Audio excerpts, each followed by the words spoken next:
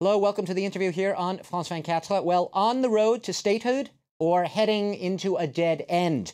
Just over a year after the Palestinian Authority failed in its bid to win UN recognition as an independent state, its president, Mahmoud Abbas, is back before the General Assembly with a new, slightly less ambitious request. Now, Palestinians are all but assured of winning upgraded status at the UN to a non-member observer state from what they are now, which is an observer state.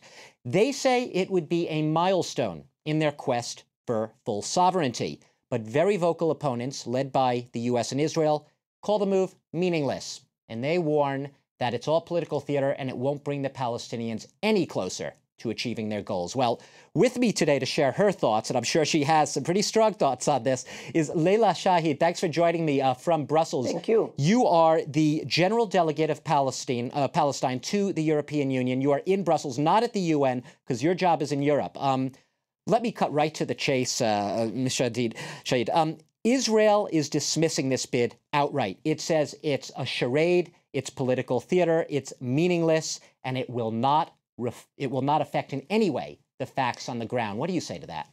Let me say that 2 days ago and for the last weeks, Israel was saying it was a very important and dangerous step, and it tried to lobby, I know for sure, for example, here among the 27 member states, very strongly against our bid. And it was really making its best to convince people to abstain or to vote no. I think they changed their strategy when they realized that the vast majority of the members of the General Assembly, and particularly the majority of the Europeans, will be voting in favor. As it's an intelligent strategy to suddenly say that it's a masquerade and a charade. But I really think that it's only to minimize the fact that they have lost a diplomatic battle with President Abbas. So in other words, they did this really because perhaps they felt a little more isolated. They felt like they had essentially lost this battle to head off this vote. I think so. I think they already have lost the tragic battle against Gaza a week ago, and now they have a diplomatic loss. And Mr. Netanyahu is going to early elections next month.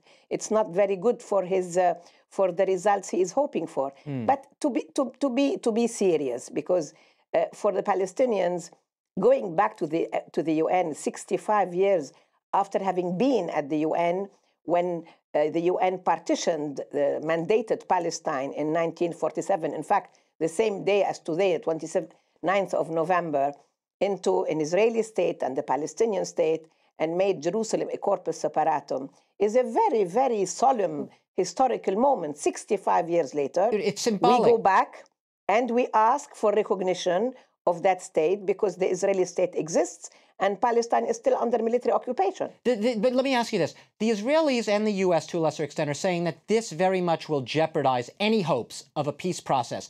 And you know why they say? You know why they say that? Why do they tell me? They say that because they would like negotiations to remain in a tete-a-tete, in a bilateral relation between Israel and Palestine, because obviously Israel has all the cards in its hand. It has the army, it has the pressure, it has the support of the world. So of course they don't want anybody else to meddle in their affairs.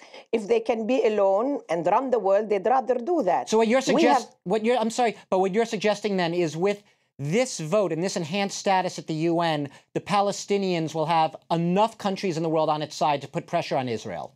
Yes, of course. We will have recognition from whoever will vote in our favor, but we know there will be a majority. When they recognize the borders of the state, the capital of the state, the territory of the state we're talking about, and that state is under occupation, their duty towards us changes. And their duty towards the occupying power, which is violating our borders, our capital, our territory, building settlements, putting 500 million settlers in our territories, becomes different. And of course, Israel would rather not have anybody asking her any accounts. Let me ask you this. Last year, as I mentioned at the beginning, the Palestinian Authority tried for statehood. It wasn't going to happen because they needed a vote in the Security Council and the U.S. would have vetoed it. This is a General Assembly where the U.S. doesn't have a veto, but you have a lot of European countries we have 27 27 member states. In the EU. Plus Sweden and Norway, yes. So you have a lot of European countries on their side. Some countries, as recently as a couple of weeks back, weren't going to support this bid. What do you think has made them come on board and say yes, notably France and Spain?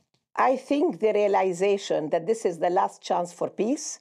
We look at the assessment of 20 years of bilateral negotiations since Oslo. They have made things worse because Mr. Netanyahu has used negotiations in order to create facts on the ground and conquer more territory, annex all Jerusalem, put all the settlers, and practically make the West Bank into 3 Bantustans. And this can be seen by any diplomat. You know, Palestine is probably one of the most visited countries in the world by international missions and delegations. You can't hide the truth. And I think the world is very worried within the new Middle East. We can see that you can trigger a war very easily if things remain as they are, that is, without a real solution that puts an end to occupation and makes a Palestinian sovereign state a reality. You're talking about the Palestinian sovereign state, yet the fact remains that the Palestinians at this moment are divided among Hamas in Gaza and Fatah, Abbas's Fatah faction in West Bank. Do you see any hope of this bringing these factions closer together? We heard the Hamas leader, Khaled Mashal, talking about this. Yeah, I'm sorry. Exactly. I think you are right. Khaled Mashal surprised everybody by bringing his support to President Abbas in this bid at the UN. He made it public. And I think that there is something new, really working within Hamas ranks, that is, they would like to play a political role, like they saw the Muslim Brotherhood do that in Egypt, in Tunisia, and they understand that in order to play that role, they have to become part of a PLO, which is recognized as a partner in world diplomacy. Which would imply, I guess, from Mahmoud Abbas's perspective and perhaps from yours, they would have to moderate their position. Because right now they don't recognize Israel. They have to start by recognizing all the agreements we signed as PLO with Israel. We asked them, and this was the condition from the beginning, particularly to recognize all previous agreements signed by the PLO and that the PLO is committed to, particularly the two-state solution. So when Hamas accepts the two-state solution, practically it is accepting that it will be in a state next to Israel. Right. But I think most important of all, this reconciliation, if it happens, and I do hope it will allow us to go back to elections because, you know, they are overdue, whether parliamentarian elections or presidential elections. We just finished on October 8th our local elections. And the people of Palestine, like the people of Egypt, like the people of Tunisia, want to feel that they are building their own democracy. But in order to do that, they have to put an end to occupation. And also an end to their divisions. I'd like to ask you another very critical point here. There have been fears expressed by the opponents of this move that the Palestinians will use their enhanced status to join international organizations, notably the International Criminal Court, and they will use that forum to pursue Israel for war crimes or even the crimes of what they regard as occupation.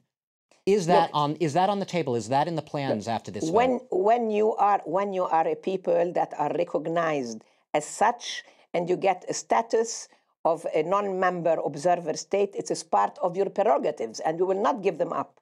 But it does not mean that tomorrow we will go to the ICC.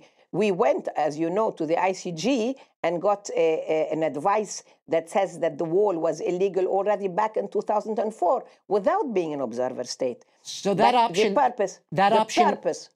I'm sorry. So in other words, it's just to be clear, that option of going to the ICC, it's not going to happen right away, but you're leaving that on the table. It is a possibility. Of course, it's part of our right as an observer state, and it is part of our right to look at everything that can really put us under the protection of international law. The Palestinians are not a second-class people in the world, that Israel can use the ICC or France can use the ICC and not Palestine. I understand that, but are you... the purpose. But in the short... I'm sorry, Leila Shahid, in the short time we have left, I need to ask you, though, are you at all apprehensive, a little fearful of the consequences of that step? Because Israel and the U.S. have said they've cut funding to the Palestinian Authority. They have unfortunately cut funding before. They have made settlements before. They have stopped people from coming in and going out before. Gaza is under siege. What can be worse than 45 years of military occupation? Just tell me, what can be worse? So we will not be impressed by all the threats. And I think if the world community wants to see peace in all the Middle East and in the Mediterranean, they'd better make the occupying power accountable for its violations and help us go back to negotiations on clear ground. And help you financially as well, presumably, the Palestinian... Yes. We will not need financial help if we are sovereign, because we have investments, we have a private sector which is very dynamic. The World Bank, the IMF, the UN, the EU said that the work of Prime Minister Fayyad and his government were excellent. We wouldn't need any help if we were sovereign. So let's be sovereign, and then we will not be asking any help anymore from anybody. Leila Shahid, I have to leave it there, but I do thank you for joining me from Brussels, the General Delegate of Palestine to the European Union. We've been talking as the Palestinian Authority is poised to get enhanced international recognition at the United Nations. And I thank all of you for watching the interview here on France 24.